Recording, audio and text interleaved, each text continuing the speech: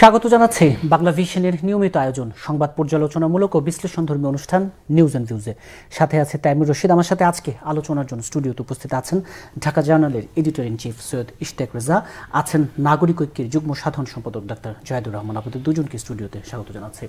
দর্শক, স্টুডিও আলোচনার আগে একটু চলে যাব বাংলা ভিশনের বার্তা কক্ষে। সেখানে আছেন বার্তা সম্পাদক আব্দুর রহমান। আপনার কাছে জেনে নিব দিনের সবশেষ খবরগুলো। ধন্যবাদ তাইমুর। যে নিউজগুলো বাংলাদেশে প্রচারিত হয়েছে তার মধ্যে রয়েছে যে বেনজির সাবেক পুলিশের সাবেক মহাপরিদর্শক বেনজির আহমেদের স্ত্রী এবং তার দুই কন্যার সোমবার দুদকে হাজিরা হওয়ার কথা থাকলেও তারা হাজির হননি, এমনকি তারা কোথায় আছেন সে বিষয়ে দুদক কর্তৃপক্ষ এখনও কিছু জানতে পারেনি। একই সাথে দুদকে পুলিশের আরেক ঊর্ধ্বতন কর্মকর্তা ডিএমপির সাবেক কমিশনার আসাদুজ্জামান মিয়ার বিরুদ্ধে যে দুর্নীতির অভিযোগ উঠেছে তা তদন্তের জন্য একটি আবেদন করেছে। পাশাপাশি সময়ের বহুল আলোচিত এনবিআরের আরেক কর্মকর্তা মতিউর রহমান, তার স্ত্রী এবং কন্যা এবং তিনি যাতে বিদেশে যেতে না পারেন সেজন্য নিষেধাজ্ঞা আদালতের নিষেধাজ্ঞা জারি করা হয়েছে।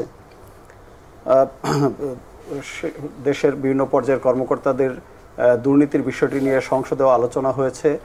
সেখানে বাংলাদেশের ওয়ার্কার্স পার্টির সভাপতি রাশেদ খান মেনন কথা বলেছেন। তিনি বলেছেন যে একটি স্বার্থান্বেষী গোষ্ঠী, যাকে তিনি বলেছেন যে তারা দেশের অর্থনীতিকে গ্রাস করে ফেলছে এবং তিনি দেশের অর্থনীতির ক্ষেত্রে যে দুর্নীতি এবং অনিয়ম চলছে তা খতিয়ে দেখতে একটি কমিশন, জাতীয় কমিশন গঠনেরও প্রস্তাব দেন সংসদে কথা বলেছেন আরেক সংসদ সদস্য, স্বতন্ত্র সংসদ সদস্য সৈয়দ সুমন।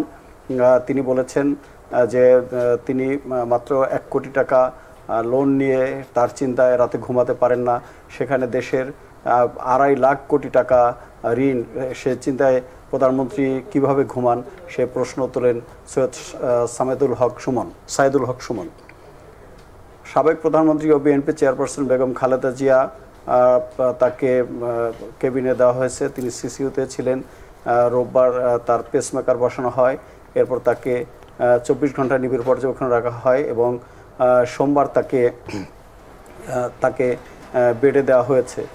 তার চিকিৎসা নিয়ে বিএনপির সিনিয়র যুগ্ম মহাসচিব রুহুল কবির রিজভী বলেছেন সরকারের অবহেলার কারণে বেগম খালেদা জিয়া উপযুক্ত চিকিৎসা পাচ্ছেন না। অপরদিকে আইনমন্ত্রী অ্যাডভোকেট আনিসুল হক বলেছেন বেগম খালেদা জিয়া উপযুক্ত চিকিৎসা পাচ্ছেন বলেই তিনি সুস্থ রয়েছেন।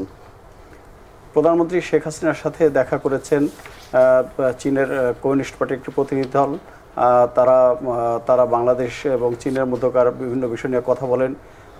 প্রধানমন্ত্রী শেখ হাসিনা বাংলাদেশ থেকে রোহিঙ্গা শরণার্থীদের প্রত্যাবাসনে চীনের সরকার, বিশেষ করে চীনের প্রেসিডেন্টের সহযোগিতা কামনা করেন।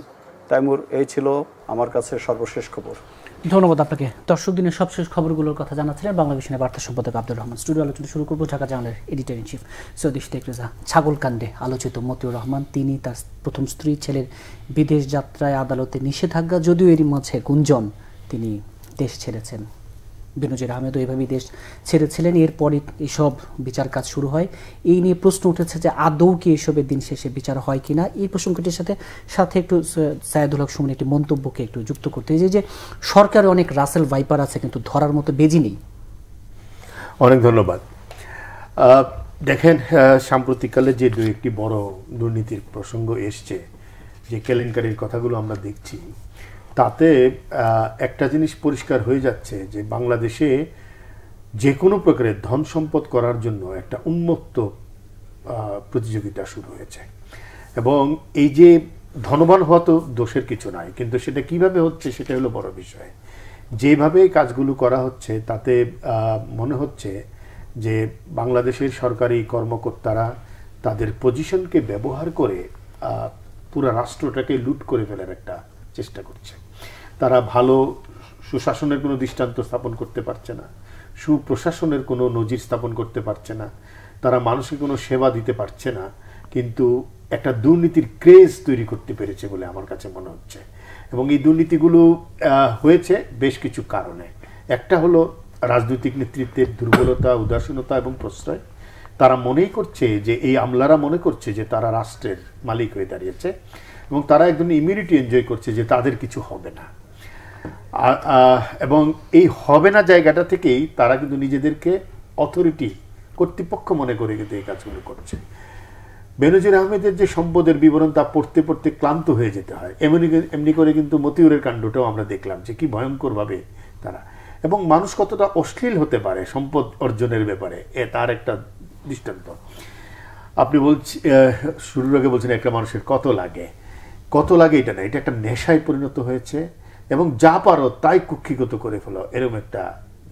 এবং আজকে আমাদের সামনে আসলে বিরাট প্রশ্ন যে বাংলাদেশ তো একটা সুশাসিত গণতান্ত্রিক সমাজ, আমাদের প্রত্যাশার জায়গা, কিন্তু এরকম একটা দুর্নীতিগ্রস্ত চরিত্র নিয়ে আমার কাছে মনে হয় না এই প্রশাসন মানুষকে দিতে পারবে।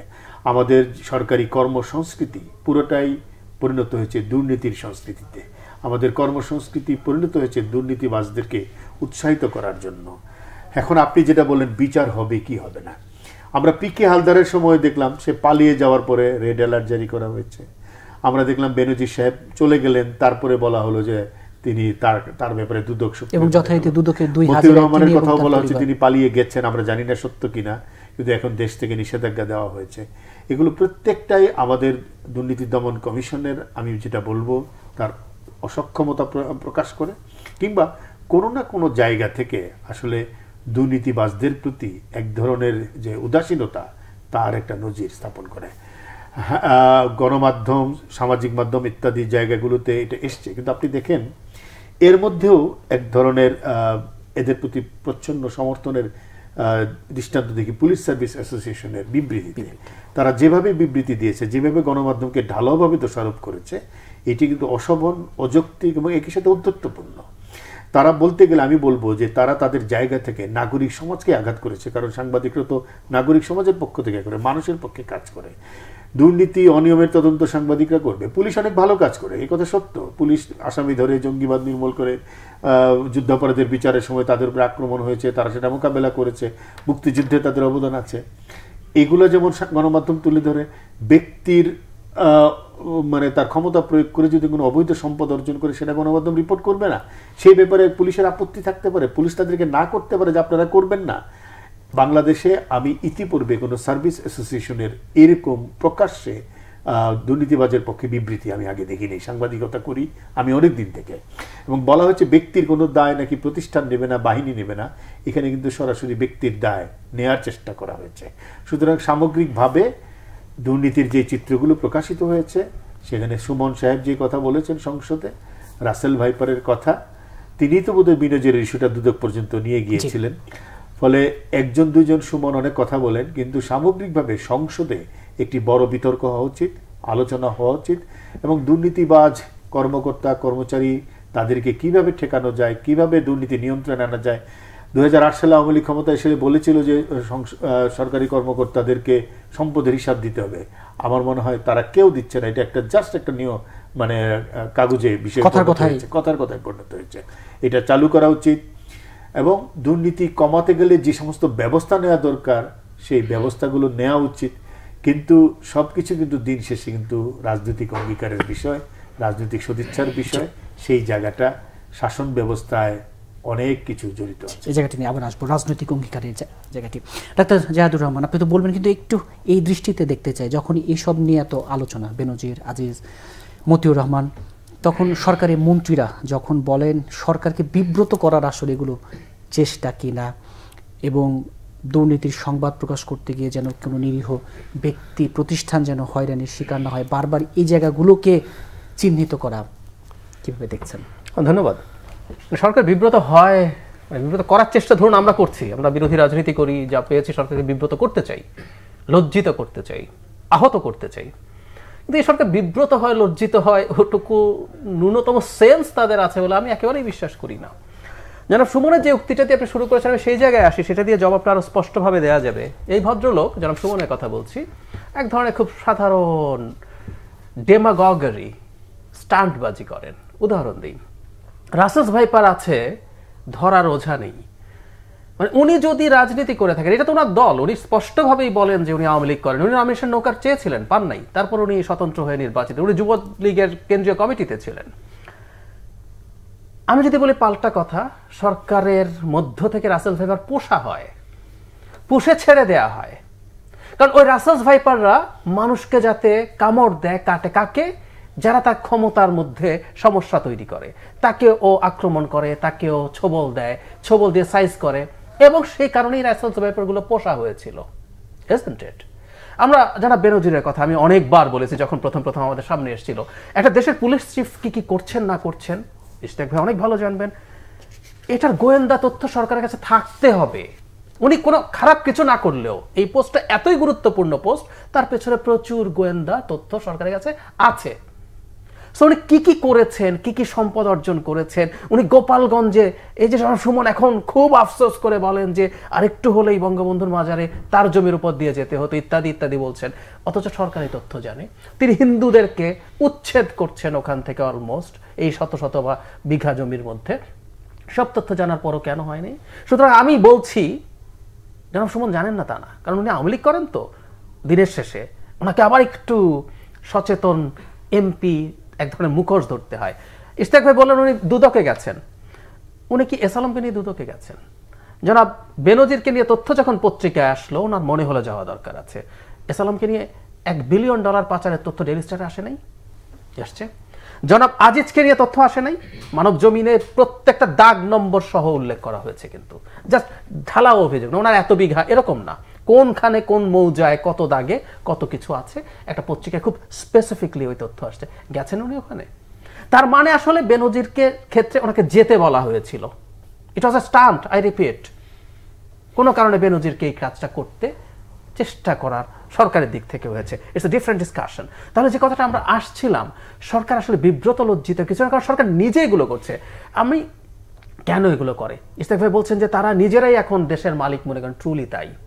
আমরা মানে প্রজা টোজাও নাই, ভালো রাজার অধীনে প্রজারাও আমাদের যেতে ভালো থাকে। আমরা কৃতদাসের মতো পরিণত হয়েছি। কৃতদাস হিসাবে দেখেন, আপনি প্রচুর মানে সার্চ করলে প্রচুর পাবেন। ম্যাজিস্ট্রেট ইউএনওকে মানে ভাই বলেছে, কেন পিটিয়েছেন?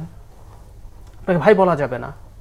আরে ইউএনও নির্বাচিত পৌরসভা মেয়রকে তুই তাহার করে গালিগালাজ আমার কাছে অডিও আছে। তো তাহলে খেয়াল করেন ওনাদের ওই জায়গাটা, তো ওই জায়গাটা ওনারা গেলেন কেন? একটা কথা একটু খুব স্পষ্ট, সেটা হচ্ছে আমরা যেই ধরনের দেশ চালাই, ব্রিটিশ যে সিস্টেমের, আমাদের এখানে প্রশাসন একটা গুরুত্বপূর্ণ জায়গা, পুলিশও খুব গুরুত্বপূর্ণ, কোনো সন্দেহ নেই। কিন্তু আমাদের মূল দাবির জায়গাটা হচ্ছে তাদের যে জুডিসডিকশন আছে, তাদের যে দায়িত্বের চৌহদ দিয়ে আছে, ওরা এক পা বাইরে তারা যাবেন না। আপনি কি ইউএনওদেরকে মানে উপজেলা চেয়ারম্যান যারা আপনার দলের লোকজন, তাদেরকে অপ্রেস করে করে তাদের অধীনে দেন নাই? তাদেরকে ছড়ি ঘোরাতে দিয়েছেন তো। একইভাবে প্রত্যেকটা ক্ষেত্রে তারা যখন ক্লেম করে যে আমরা ক্ষমতায় রেখেছি, আমি রাসেলস ভাইপার হয়ে আমি বিরোধী দলকে দংশন করেছি, তাকে শেষ করে দিয়েছি, সো আমার তো একটা ট্রেড অফ লাগবে, আমি কেন এই কাজটা করব? ট্রেড অফ হচ্ছে আমি চোখ বন্ধ করে থাকবো, তোমরা যা ইচ্ছা তাই করো। এক্স্যাক্টলি তাই হলো। ধরুন মতিউরের কথা, উনি এই পরিমাণ টাকা, এবং উনি অন রেকর্ড বলছেন, ওনার একটা ইন্টারভিউ আছে, শেয়ার বাজারে কারসাজি করেছেন। উনি যেভাবে শেয়ার বাজার থেকে টাকা উত্তোলন করেছেন, এটা একটা কারসাজি। এত সময় নেই, নাহলে ধরে ধরে বলতাম, আমি খুব মনোযোগ দিয়ে শুনেছি। ওটা উনি বুক ফুলিয়ে বলছেন। এবং এমন নৈতিকতার মানের একজন মানুষ ওখানে আছেন, যিনি তার নিজের সন্তানের পরিচয়কে, বায়োলজিক্যাল পিতা অস্বীকার করেন। So this are the people in fact. এবং উনি এসে আবার কথা বলেন এখানে, এবং উনি পালিয়ে যেতে পারেন। পালিয়ে যেতে আসলে দেয়া হয় জানেন, আমি মনে করি কারণ হলো এনারা ধরা পড়বেন, কারণ উনি যে এত শত শত কোটি টাকা বানিয়েছেন, এটার বেনিফিট আরো বহু দিকে বহু ছাড় দিয়েছেন, সব তো আসবে। এদেরকে ট্রায়ালে নিলে সমস্যা কোথায়? পিকে হালদার বাংলাদেশে ফিরতে চেয়েছিল, তো আনা হবে না, আপনি নিশ্চিত থাকেন। কারণ পিকে হালদার যে টাকা মেরে দিয়েছে, সেটা কিভাবে মেরেছে, সেটা কার সাথে যোগসাজশ, কিভাবে কে কে হিস্সা পেয়েছে, এজন্য বারবার বলছি রাসেলস ভাইপার থেকে পোষা হয়, ওর থেকে বেনিফিট পাওয়া যায়। সুতরাং সরকারের ওই দিক থেকে কোনো কিছু নাই।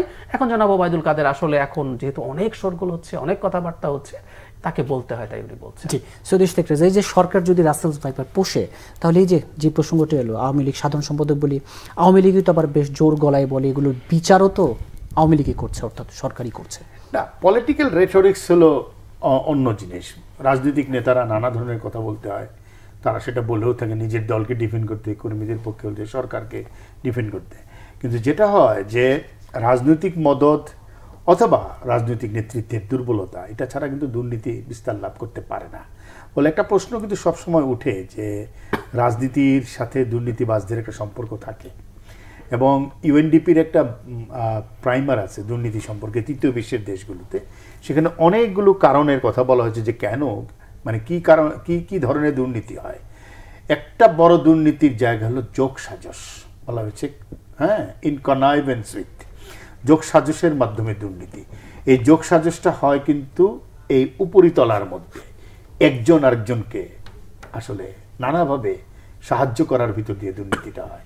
বলে ডক্টর জাহিদ যেটা বলছিলেন যে এই যে পালিয়ে যেতে পারে, কারণ পালিয়ে যেতে পারে এই কারণে যে তাকে ওই পরিবেশটা তৈরি করে দেওয়া হয় যে ইউ ক্যান নাও গো, কারণ তার অনেকগুলো যোগসাজশ এর আগেই করে রাখে এরা।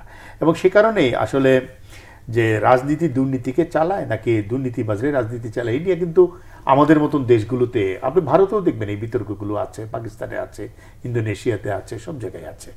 এগুলো পলিটিক্যাল রেটরিক দিয়ে আপনি দুর্নীতিকে কোনো দিন ওইভাবে, যখন বলে যে দুর্নীতির প্রতি জিরো টলারেন্স, ওটাকেও আপনি সিরিয়াসলি নেওয়ার কিছু নাই। যখন বলে যে না দুর্নীতিবাজদের নামে আসলে আমাদের প্রতিষ্ঠানকে ধ্বংস করা হচ্ছে, ওটাকেও আপনার সিরিয়াসলি নেওয়ার কিছু নাই। বাংলাদেশের মানুষ এতদিন ভাবতো সরকারি কর্মকর্তারা কাজের ফাঁকে কিছু দুর্নীতি করে, এখন ধারণা রয়েছে সরকারি কর্মকর্তারা কেবল দুর্নীতিই করে। আগে আমরা বলতাম দেশে দুর্নীতি বাড়ছে, এখন ধারণা তৈরি হচ্ছে দুর্নীতিতে আসলে দেশ চেয়ে গেছে, বাড়ছে না, ক্রমবর্ধমান। এটা এখন একটা চাদরে পরিণত হচ্ছে যে ঢেকে ফেলতেছে অন্য সব কিছু। সুতরাং দুর্নীতির ব্যাপারে, দুর্নীতি কখন কমবে? দুর্নীতি কমতে গেলে শাসন ব্যবস্থার মধ্যে সেই মেকানিজমটা আনতে হবে। দুর্নীতি করলে যখন দুর্নীতির শাস্তির চাইতে বেশি লাভবান হবে, তখন মানুষ দুর্নীতি করবে। সে জানে যে শাস্তি কম, আনন্দ বেশি, কিন্তু সে যখন দেখতো দুর্নীতির খরচ দুর্নীতি করার চাইতে বেশি, তখন কিন্তু সে আর দুর্নীতি করতে পারতো না। যেটা সিঙ্গাপুরে হয়েছে। প্রেসিডেন্ট লি যখন প্রথম ক্ষমতায় আসলেন, তিনি কি করেছেন? তিনি দেখেছেন যে 99% সরকারি কর্মকর্তা কর্মচারী দুর্নীতিবাজ। অর্থাৎ আজকে সিঙ্গাপুরে কোনো দুর্নীতি নেই। গণতন্ত্র আছে তা নয়, কিন্তু দুর্নীতি নেই, অ্যাকাউন্টেবিলিটি আছে। কিন্তু ওখানে আপনি দুবাইতে যে কোনো শ্রমিকরে বাংলাদেশে জিজ্ঞেস করেন তুমি কেমন আছো, ও একটা কথা বলবে যে আমি বিচার পাই। আমি অন্য দেশের নাগরিক, কিন্তু এই দেশের কোনো নাগরিক যদি আমার সাথে দুর্ব্যবহার করে, পুলিশের কাছে গেলে বিচারটা পাওয়া যায়। আপনি এটা পাবেন আমার এখানে? নিজ দেশের নাগরিক কোনো বিচারের জায়গা আছে আমার জন্য? সুতরাং একটা সাংঘাতিক রকমের যেটাকে বলে আপনি অলিগার্ক তৈরি হয়ে গেছে। এটা একজন সম্পদের অলিগার্ক, ক্ষমতার অলিগার্ক, বাস্তানির অলিগার্ক, পেশির অলিগার্ক, এইভাবে একটা সিস্টেম তৈরি। সেই জায়গায় যখন সংসদে বিশেষ কমিশন গঠনের দাবি উঠে, এইসব করে সংসদে বড় বিতর্ক হওয়া উচিত। যেমন ব্যারিস্টার সুমন দুর্নীতির কেসটাকে নিয়ে গেছেন বেনজিরের দুদক পর্যন্ত, বিইং এন এমপি, ওটা উনি নিয়ে গেছেন। কিন্তু তার বেশি দরকার ছিল সংসদে মোশন আনা। অন্য সংসদ সদস্যদের তাই করা উচিত ছিল সংসদে। কিন্তু সংসদে দেখেন আপনি, একটা প্রাইভেট মেম্বার্স ডে আছে থার্সডেতে, কেউ আলোচনা করে না। মন্ত্রীদের স্টেটমেন্ট, এরকম একটা গুরুত্বপূর্ণ ইস্যু, স্বরাষ্ট্রমন্ত্রী হোক, আইনমন্ত্রী হোক, অন্য যে কোনো মন্ত্রী হোক, তাদের কাছে জনপ্রশাসন মন্ত্রী হোক, অর্থমন্ত্রী হোক, কোনো না কোনো জায়গা থেকে একটা স্টেটমেন্ট আসা দরকার, আসে না। এই যে মতিউরের কাণ্ডটা দেখেন, মতিউরের সম্পর্কে আমরা যেটা শুনলাম, তিনি কাস্টমসে থাকার সুবিধাতে বিভিন্ন কোম্পানির দুর্বলতা চিহ্নিত করেছেন। বিশেষ করে ভালো ব্যবসায়ী যারা, তাদের তো আসলে ওইভাবে কোনো ক্ষমতা থাকে না, তাদেরকে তিনি ডেকে ডেকে তাদেরকে বলেছেন তার নামে শেয়ার লিখে দিতে হবে। তিনি কিন্তু বলেছেন যে আমি শেয়ার কিনে ব্যবসা করেছি। শেয়ার কি তিনি আসলে নিয়েছেন? প্লেসমেন্ট শেয়ারের জালিয়াতি করেছেন। তিনি সোনালী ব্যাংকের পরিচালকের পদ ব্যবহার করে ভালো ব্যবসায়ীদেরকে ডেকে এনে হেনস্থা করেছেন, বাধ্য করেছেন তাদের নামে শেয়ার লিখে দিতে। তো এইগুলো কি আপনার ধারণা কেউ জানতো না? সোনালী ব্যাংকের এমডি জানতো না? সোনালী ব্যাংকের চেয়ারম্যান কি জানতেন না? বাংলাদেশ ব্যাংক এগুলো জানতো না, কিংবা অর্থ মন্ত্রণালয় এগুলো জানতো না? এক সেকেন্ড, তাকে বোর্ডে নিতে নিষেধ, অনেকে বাধা দিয়েছিল, কিন্তু অন্য কারো চাপে তাকে নিতে হয়েছে। এবং 111 1/11 সরকারের সময় তাকে কারা কারা প্রশ্রয় দিয়েছে নামগুলো তো আসছে এর মধ্যে, হ্যাঁ, তাই না, প্রকাশিত হচ্ছে। সুতরাং এরকম কামিয়াব লোক তো একজন না, আসলে অসংখ্য এরকম কামের লোক আছে, কামিয়াব লোক আছে, এবং তারা এইভাবে সম্পদ অর্জন করছে। তারা মনেই করছে না যে তাদের কোনো শাস্তি হবে। জি, ডাক্তার জাহিদুর রহমান, যে এরকম মতিউর রহমান, এরকম বেনজির কতজন আছেন, দিন শেষে কতজন আসলে বের হবে, কতজন আসলে আড়ালেই থেকে যাবে? কতজন আছেন, সাইজের ডিফারেন্স আছে। যেমন ধরুন জনাব বেনজির যা করেছেন, সব পুলিশ চিফ এত কিছু করেছেন কিনা আমরা বলতে পারি না। যদিও আমি ইদানিং সম্পত্তি পড়তে গিয়ে আমি সিরিয়াসলি মনে করছি আমাদের এই প্রজাতন্ত্রের কর্মচারীরা, যারা সরকারি কর্মকর্তা টর্তা বলেন, এনারা যে হারে জমি কিনছেন, সাধারণ মানুষের হাতে কোনো জমি টমি থাকবে বলে আমার মনে হয় না। জোকস অ্যাপার্ট, খেয়াল করেন, শত শত বিঘা, অনেক বড় কর্পোরেট প্রতিষ্ঠানগুলোও কিনছে, আর এনারা কিনছেন। সাধারণ মানুষের হাতে কোনো, ব্যবসায়ীরা ইন্ডাস্ট্রি করার ব্যবসা করে জমিও পাচ্ছে না, মানে এই করে, এবং রিসোর্ট করা মানে একটা ফ্যাশন হয়ে গেছে। বেনজির থেকে শুরু করে মতিউর পর্যন্ত সবার দেখি রিসোর্ট আছে, মানে এটা না হলে মনে হয় প্রেস্টিজ থাকছে না। তো যেটা বলছিলাম যে বড় আছে, মাঝারি আছে, ছোট আছে, খুব হাতে গোনা কিছু মানুষ হয়তো সৎ আছে এখনো, হয়তো এখন ধরা পড়বে কিনা। আমি প্রাথমিকভাবে একটা জিনিস মনে করি, আমি একটু একটা কনফিউশন প্রকাশই করতে চাই। প্রায় সব আমি মিডিয়া তাদের জায়গা থেকে এগুলো ভেরিফাই করেছে, কিন্তু আমার কাছে সামহাউ মনে হয় যে এইভাবে খুব স্পেসিফিক তথ্য এসে হাজির হয়েছে, মানে শুধু মিডিয়া করেছে আমার কাছে মনে হয় না। এর সাথে আমার ব্যক্তিগত ধারণা, এই যে অলিগারদের কথা হয়েছে, এখন কিন্তু অলিগার্কিতে কি হয় বা একটা মাফিয়া স্টেটে কি হয়, পাওয়ারের ক্ল্যাশ লাগতে শুরু করে। মানে আমি সহজ উদাহরণ দিই, পাড়াতে যে মাস্তান অনেক বেশি পাওয়ার দেখাতে পারে, সে তখন ওই পাড়ার অনেকের কাছ থেকে চাঁদা থেকে শুরু করে অনেক বেশি কিছু পায়, ফলে সে ছোট মাস্তানকে পেটায়, ছোট মাস্তানকে সাইজ করে, এই ধরনের পাল্টা আবার ছোট মাস্তান কোনোদিন আরো দলবল নিয়ে তাকে পাল্টা করতে পারে। একটা অলিগার্কিতে এই জিনিসগুলো অনিবার্য। ফলে আমি মনে করি যে, প্রকাশের প্রসঙ্গে বলছি যে এই সংঘাতটা সামনে আরো বাড়বে। কারণ একটা দেশ রাষ্ট্র হিসাবে টিকে থাকে কখন, মোটা দাগে কতগুলো নিয়ম কানুন মানা হয়, মোটা দাগে। আমি বলছি না এটা একেবারে খুব নিখুঁত হবে, আর আমাদের মতো দেশে এটা তো নিখুঁত হবে না। আমরা এক্সপেক্ট করি না বাইডেনের সন্তান যেরকম ভাবে অ্যাকিউজড হলেন, অতি আমাদের কাছে খুব সাধারণ একটা অপরাধ বলে মনে হতে পারে, উনি প্রেসিডেন্ট থাকাকালীন সময় অ্যাকিউজড হয়েছেন, তার শাস্তি হয়ে যেতে পারে, অদ্দূর যেতে চাই না। কিন্তু আমাদের আশপাশেও তো মোটা দাগে কতগুলো রুলস অফ দ্য গেম আছে, আমি এইটা করলে এটা হবে, ওইটা করলে ওইটা হবে। এই জিনিসগুলো যদি ঠিক না থাকে, তখন আসলে শক্তি প্রধান হয়ে ওঠে। যে বেশি শক্তি দেখাতে পারবে, সে এই বাংলাদেশ নামে যে কেক, তার লার্জার পিস পাবে। সো এই সংঘাতটা তৈরি হয়েছে, এই সংঘাতটা তৈরি হবে। জানা বেনজিরের নিউজ একটা পত্রিকায় একদিনও আসে নাই, ডু ইউ নো দ্যাট? আমি একটা জায়গায় এটা দেখে আমি সার্চ করলাম, অ্যান্ড ইট ওয়াজ রাইট। এত গুরুত্বপূর্ণ একটা নিউজ একটা পত্রিকায় একদিনও খবরটা আসেনি, অনেকে কভার স্টোরি করেছেন। তার মানেটা হচ্ছে এটা আসলে ওই সংঘাতের পার্ট, এবং এই সংঘাতটা চলবে, এরকম আরো অনেকে প্রকাশিত হবে। এক পক্ষ এখন করছেন, আরেক পক্ষ প্রস্তুত হয়ে আরেক পক্ষের বিরুদ্ধে যাবেন। তবে আপাতত মনে হচ্ছে যে বাংলাদেশের জন্য এটা হেলদি, কারণ এই সংঘাতের কারণে আমরা খুব অবাক হয়েছি তা না। জনাব বেনজিরদের এই হতে পারে, জনাব মতিউরদের এই হতে পারে, জনাব আজিজদের এই হতে পারে, কিন্তু আমাদের সামনে এখন একদম হার্ডকোর প্রমাণ তথ্য সহ হাজির আছে, এবং এই তথ্যটা এতটাই সঠিক, তার প্রমাণ বলি, জনাব বেনজির তো বিএনপির শাসনামলের মধ্যে এখন নাই, যে উনি বলতে পারেন যে পুলিশ সার্ভিস অ্যাসোসিয়েশন যেটা বলেছে তারা যুদ্ধাপরাধ, এবং আমি একটা রিপোর্ট দেখলাম যে ওখানে বিএনপি জামাতের সাথেও লিঙ্ক করার চেষ্টা করছে। তো ওরা তো ক্ষমতায় নেই, ক্ষমতায় এখনো তার প্রিয় আওয়ামী লীগ সরকার আছে, যে আওয়ামী লীগ সরকারকে ক্ষমতায় রাখার জন্য উনি র্যাবের ডিজি, ঢাকার কমিশনার, উনি আইজিপি হিসেবে যাতা করেছেন, ভয়ঙ্কর পলিটিক্যাল কথাবার্তা বলেছেন। একটা পুলিশ চিফ এভাবে কথা বলতে পারে না, বলা উচিত না। এবং দিনের শেষে উনি প্রজাতন্ত্রের কর্মচারী, এবং উনি আইনের চৌহদ্দির মধ্যে কাজ করার কথা ছিল, করেন নাই। তো উনিও তো দেশে ফিরছেন, ওরা আওয়ামী লীগের সরকার, উনি তাতেও দেশে ফিরছেন না কেন? তার মানে দফায় তো তার মানে চলে যাওয়া না আসা তো প্রমাণ করে যিনি দোষী। উনি তো এমন তো উনি বলতে পারেন না, খেয়াল করি বিএনপি সরকার এখন আওয়ামী লীগ চেঞ্জ হয়ে গেছে, বিএনপি আসছে, আমাকে শত্রুতা করে ফাঁসিয়ে দেবে, প্রতিহিংসার শিকার হবে না। তা তো না, এটা ওনার সরকার, আমি ওনার বলছি। উনি পুলিশের চাকরি করার সময় আওয়ামী লীগ করেছেন, আমাদের মানে পুলিশকে পুলিশ লীগ বলে, এরকম শব্দ ব্যবহার করে অনেকে। উনি একদম আওয়ামী লীগ ছিলেন, তো ওনার সরকারের সময় উনি ফিরছেন না। তো তার মানেটা হচ্ছে উনি মনে করছেন উনি আসলে যা যা করেছেন এগুলো খুবই কনক্রিট এভিডেন্স আসলে।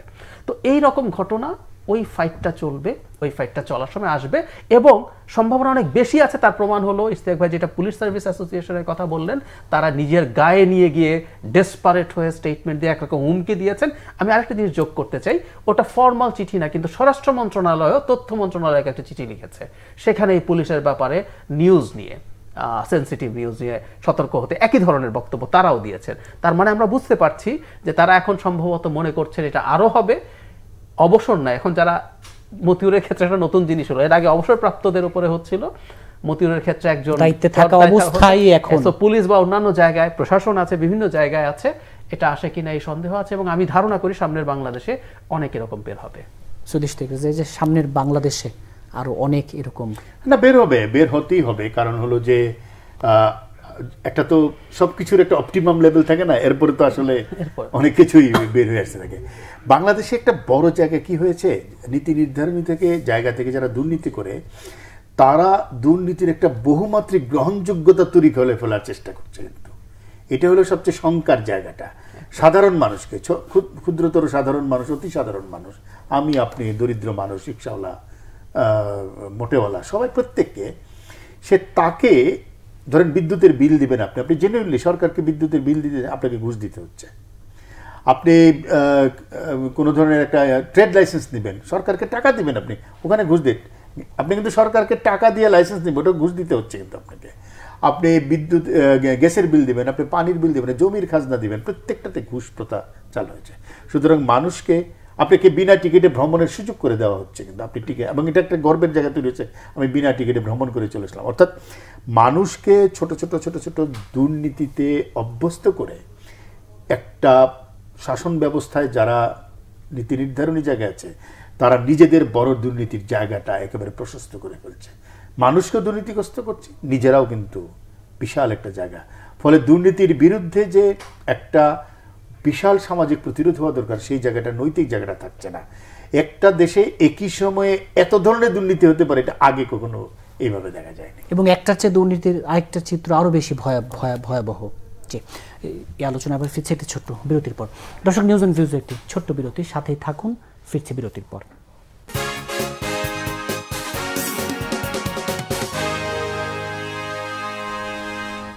বিরতির পর আবারও স্বাগত জানাচ্ছে নিউজ অ্যান্ড ভিউজে। ডাক্তার জাহিদুর রহমান, একটু প্রধানমন্ত্রী ভারত সফরের দিকে যদি দৃষ্টি দেই, ভারত সফর ফলপ্রসূ হয়েছে এমন দাবি করছেন ক্ষমতাসীন দল করছে। এই নিয়ে আজকে মঙ্গলবার 11টায় সংবাদ সম্মেলন আছে, কিন্তু আমি একটু দৃষ্টি দিতে চাই যে এই পানি বন্টন নিয়ে নানা আলোচনা, সেই ইস্যুতে ফারাক্কা তিস্তা নিয়ে কোনো চুক্তি যেন না হয়, সেই মোদির চিঠি, এর মধ্যে এই ধরনের আলোচনা আছে। জি, মোদিকে মমতার চিঠি, তৃণমূলের ক্ষুব্ধ এবং তারা এর মধ্যে বলেছে যদি এই ধরনের কোনো চুক্তিতে মোদি যায় তাহলে বৃহত্তর আন্দোলনের ডাক। তাহলে দিন শেষে যে ভারত সফরে যে আওয়ামী লীগ দাবি করে ফলপ্রসূ হিস্সা আদায় হচ্ছে, দিন শেষে কোন দিকে যাচ্ছে সম্পর্ক? ধন্যবাদ। মানে ফলপ্রসূ হয়েছে, হিস্সা আদায় হয়েছে সেটা বলা যাবে না। ফলপ্রসূ হচ্ছে মানে আপনি যা চেয়েছেন তা পেয়েছেন কিনা। আপনি চেয়েছেন গিয়ে ভারত যা যা চাবে তাই দিয়ে আসবো, তো তা দিয়ে এসছেন, ফলপ্রসূ হয়েছে, তাই তো। আগে আমরা মাঝে মাঝে আশ্বাস পাইতাম, মানে এখন আশ্বাসও নাই। মানে তিস্তার চুক্তি স্বাক্ষরিত হবে অচিরেই, দ্রুত। এবার এই ধরনের কোনো বাক্যও বলা হয়নি।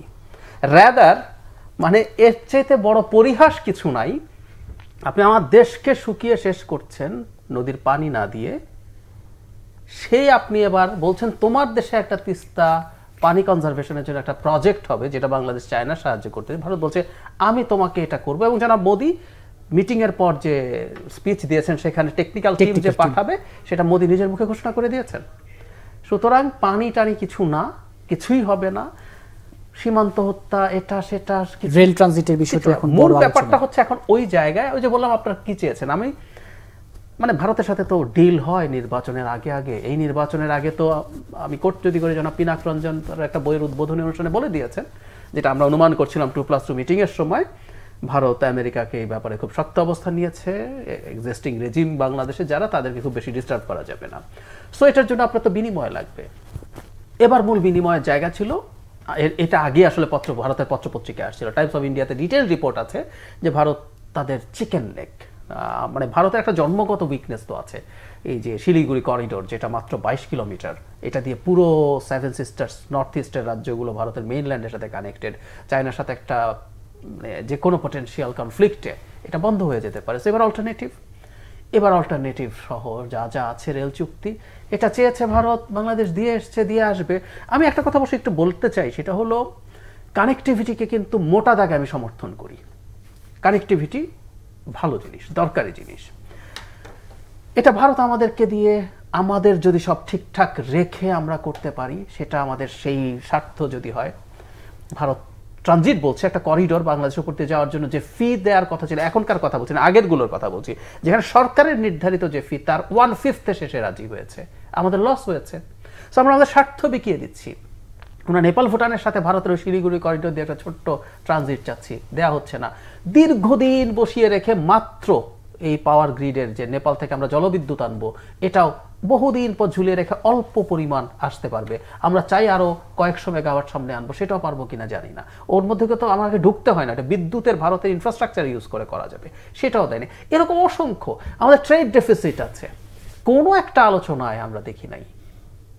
ট্যারিফ নন ট্যারিফ ব্যারিয়ার বসিয়ে রাখা হয়েছে। ধরুন আমি একটা ছোট উদাহরণে পাটের উপর অ্যান্টি ডাম্পিং যে ট্যাক্স আছে সেটা বসিয়ে রাখা হয়েছে। আমাদের পাটটা একটু ভালো বাজার পাচ্ছিল, অথচ আমাদের কত বেশি তারা এক্সপোর্ট করে। 15-16 বিলিয়নের এগেনস্ট আমরা 2 বিলিয়নের কাছাকাছি করি, না হলে আমাদের 3 বিলিয়ন হইতো।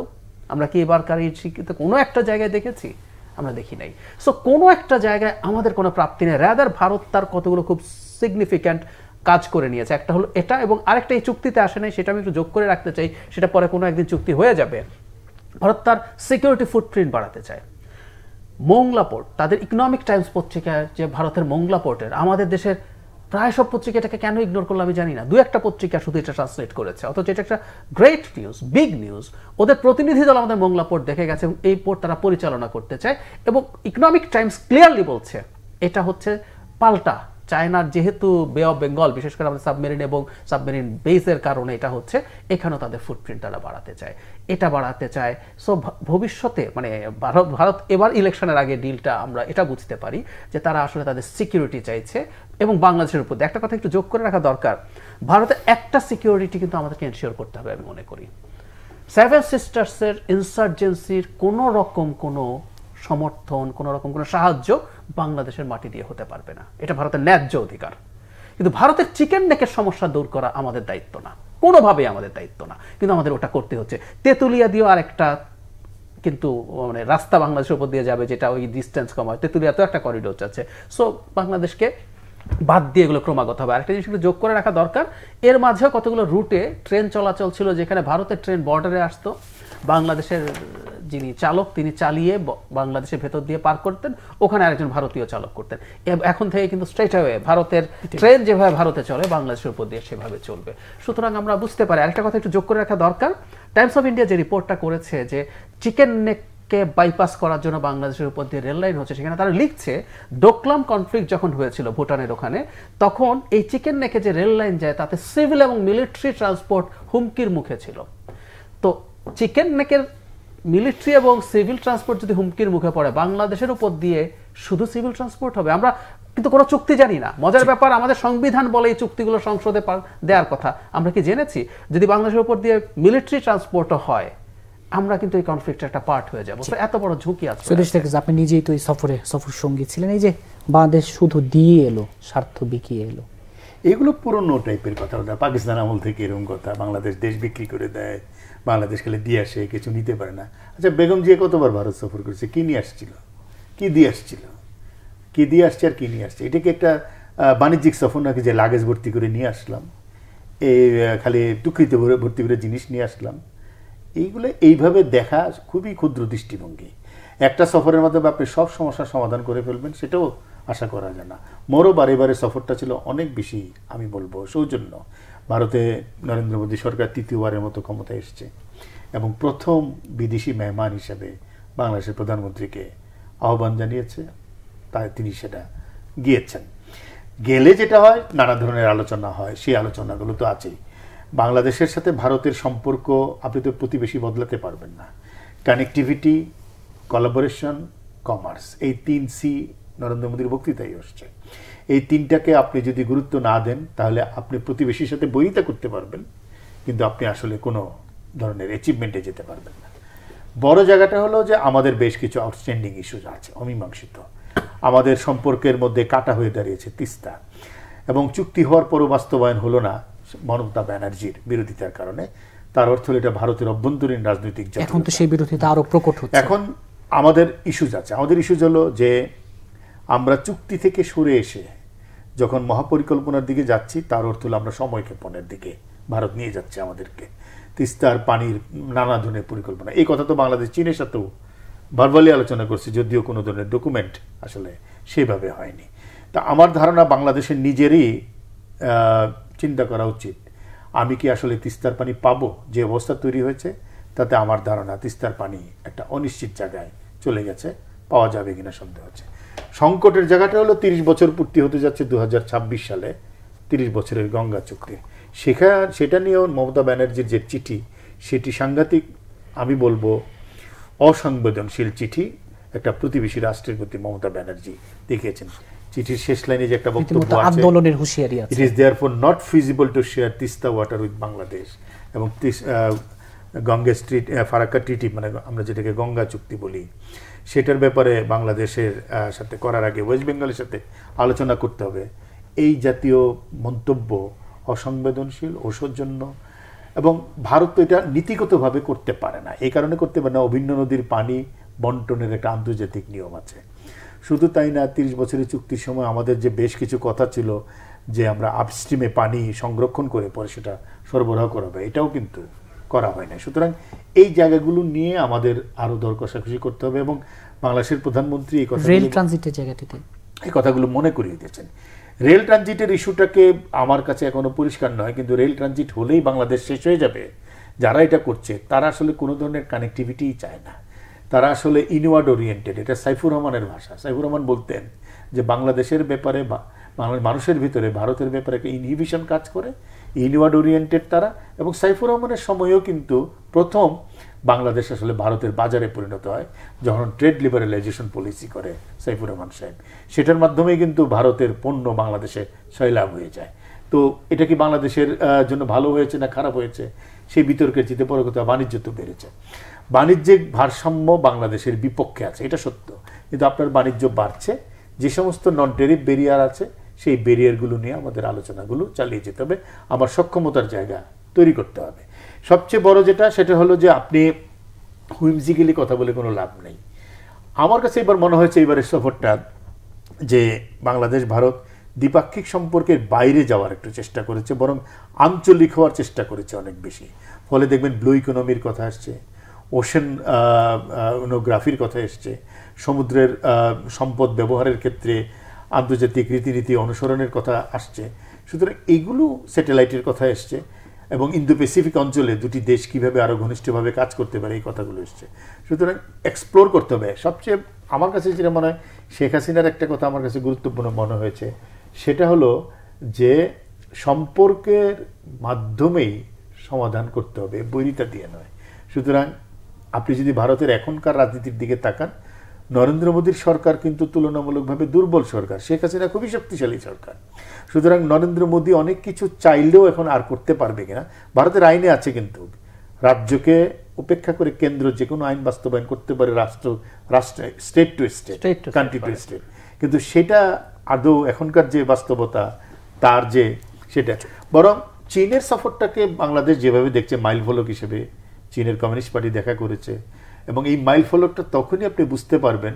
একটা সফরের এই সময় এসে কিন্তু মাইল ফলক বোঝা যায় না, বোঝা যায় আরো কয়েক বছর পরে।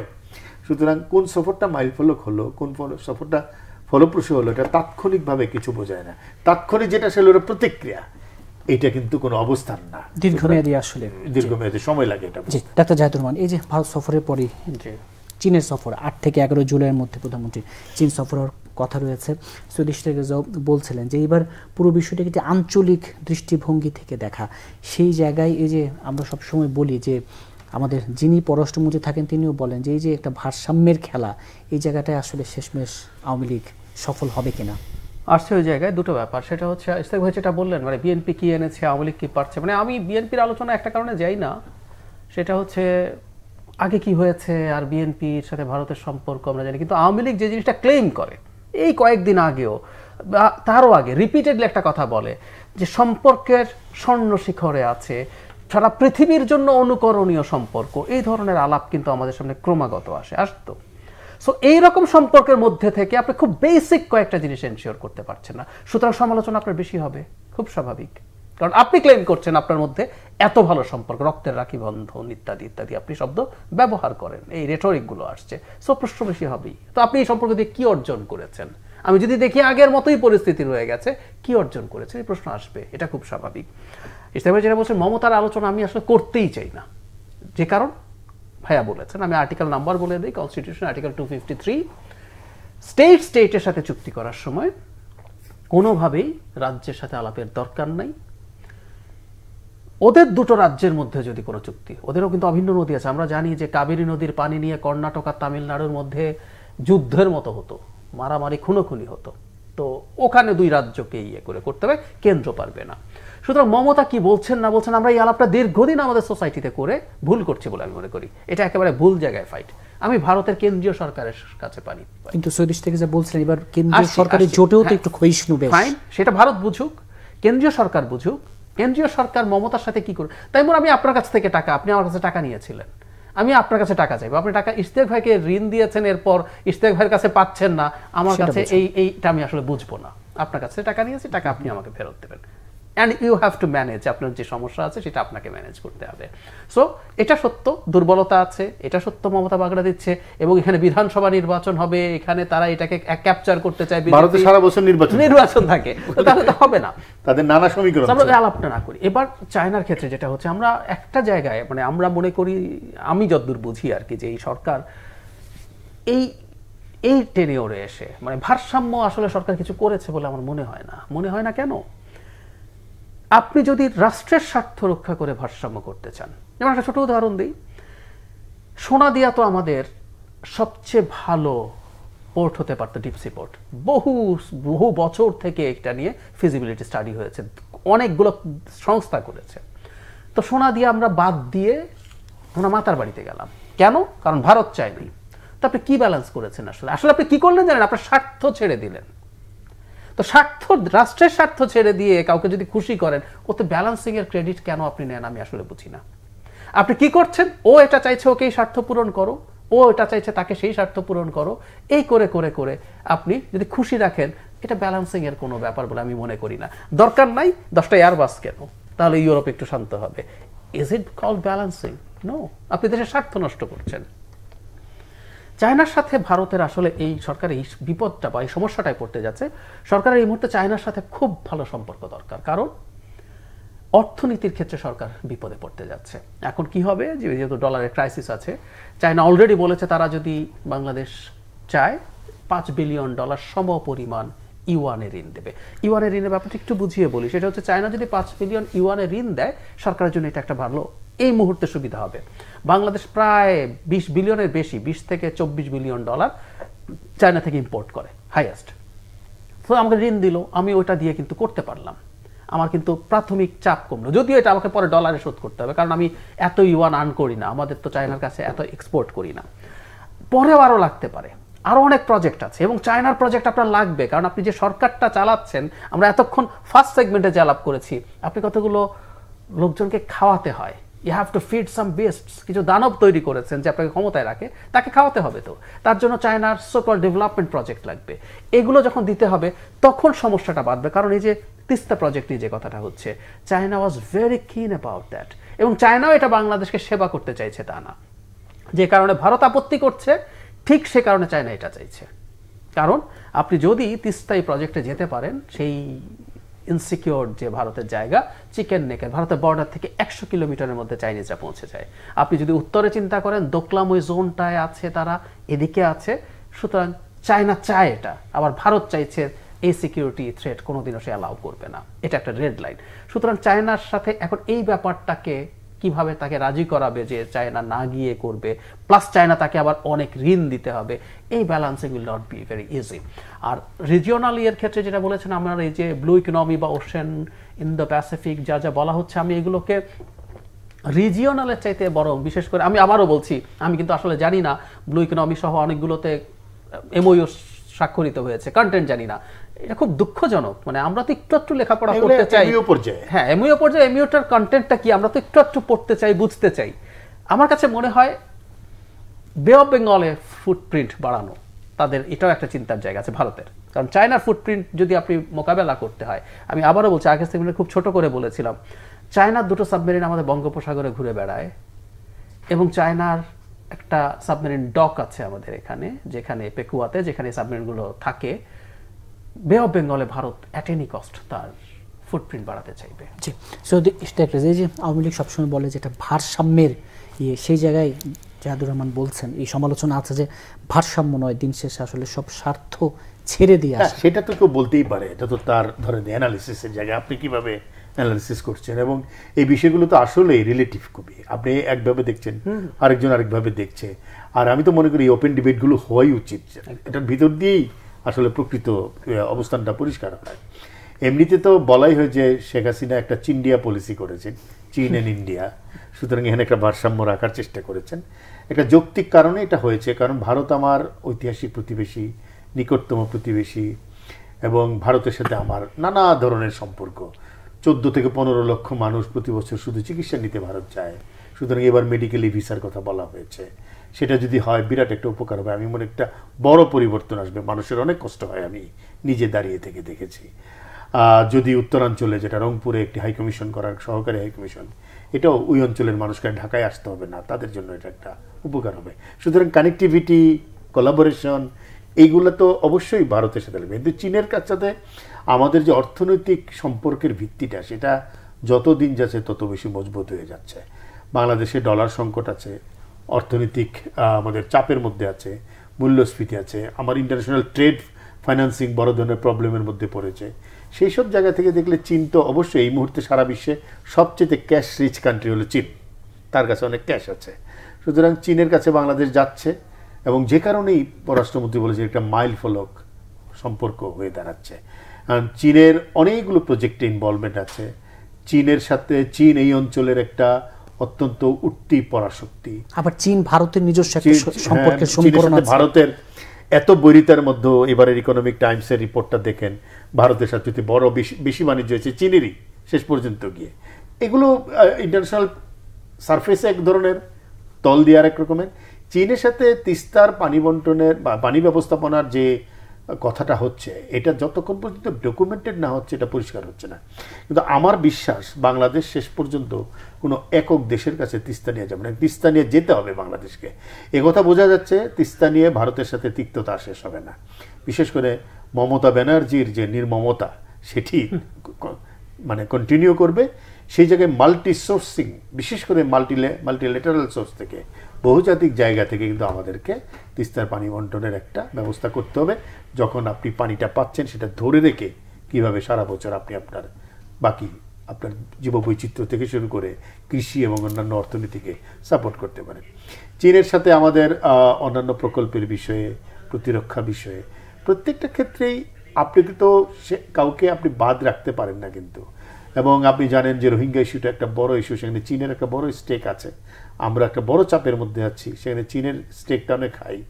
এই সব কিছু মিলিয়ে ভারসাম্যের রাজনীতিটাই করতে হবে বাংলাদেশকে, কোথাও এককভাবে ডিপেন্ড হতে হয়।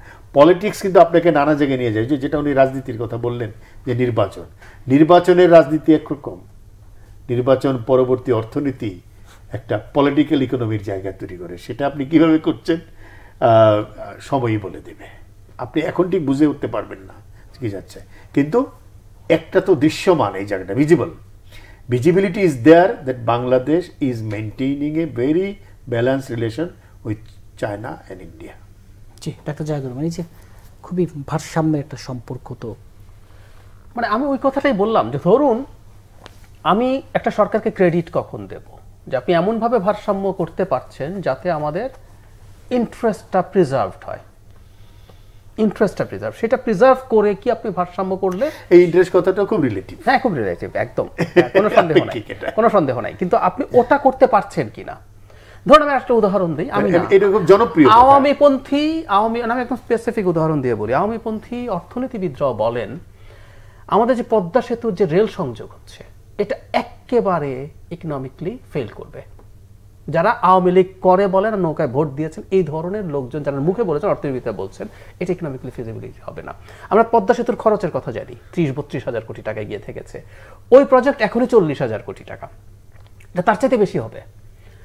তো আপনি রাষ্ট্রের প্রয়োজন নেই সেরকম একটা, আপনি এটাই জরুরি, আপনি পদ্মা সেতুতে যে রেলের অপশনটা রেখেছেন দ্যাটস ফাইন, কারণ এই সেতু আপনি সব প্রতি বছর বানাবেন না, ওটা থাকবে। সো আপনি সেতুটা বানিয়ে ফেললেন। এই সংযোগ আজকে থেকে 20-25 বছর পর যদি আপনার মনে হয় সেটা দরকার আছে, আপনি সেদিন করবেন, কিন্তু আপনি এটা এখনই করছেন, যেটা কোনোদিনও অর্থনৈতিকভাবে ফিজিবল হবে না। ওটা করছেন কেন? ওটা একটা চাইনিজ ফান্ডিং, চায়নার লোন তো একটা ব্যবসা, এবং তাদের এগুলোর প্রায় সবই একটা বিরাট একটা অংশ হলো সাপ্লায়ার্স ক্রেডিট, বিরাট একটা অংশ তার দেশে ফেরত চলে যাবে। তো আপনি এই কাজগুলো করছেন, একই সাথে বাংলাদেশে এরকম করছেন। এরকম আমি আরো অনেকগুলো উদাহরণ, সময় নেই আজকে। রূপপুর পারমাণবিক বিদ্যুৎ কেন্দ্র বাংলাদেশের জন্য ইজ আ ডিজাস্টার, এবং আমরা সস্তা বিদ্যুৎও পাচ্ছি না, কারণ আমাদের কোনো এক্সপার্টিজই নাই। বেশি টাকায় করেছি। ভারতের কুদানকুলামের তুলনায় এটা নিয়ে বাইরের পৃথিবীতে বহু গুরুত্বপূর্ণ স্টাডি হয়েছে যে বাংলাদেশ কি পরিমাণ বেশি খরচে এগুলো করেছে। আপনার রাশিয়াকে আসলে লাগতো, কেন লাগতো এটাও দীর্ঘ আলোচনা। আপনি এগুলো দিয়ে দিয়ে আপনি আসলে করছেন। একটা ছোট উদাহরণ দিয়ে শেষ করি, 10টাই এয়ারবাস কিনবে, এর মধ্যে 2টো আছে কার্গো এয়ারক্রাফট। এখন পর্যন্ত যে কথা হচ্ছে বাংলাদেশে কার্গো ক্যাপাসিটি 6% শুধু ইউজড হয়। আপনি দুইটা কার্গো যেটা দরকার নাই সেখানেও আসলে এখন এই দরকার নাই কথাটা আপনি এক্সপ্লেইন করবেন কি করে? সরকার হয়তো আরো 100টা যুক্তি দিয়ে দেখাবে যে দরকার আছে। সুতরাং এগুলো আমি অনেক রেটরিক করতে পারি, অনেক আলোচনা করতে পারি, কিন্তু দেখতে হবে যে আমি আমার অবস্থানটা গ্লোবালি, রিজিওনালি আমি আমার অবস্থানটাকে একটা জায়গায় নিতে পারছি না। এ কথা তো সত্য যে বাংলাদেশ গত 15-16 বছরে নিজেকে আন্তর্জাতিক পর্যায়ে একটি বড় জায়গায় নিতে পেরেছে। ইনভাইটেড হয়, গ্লোবাল পলিটিক্সও বাংলাদেশকে স্টুডিওতে সময় দেওয়ার জন্য। দর্শক, নিউজ অ্যান্ড ভিউজ আজ এই পর্যন্তই। আগামী পর্ব দেখার আমন্ত্রণ রইল। সে পর্যন্ত ভালো থাকুন, সুস্থ থাকুন।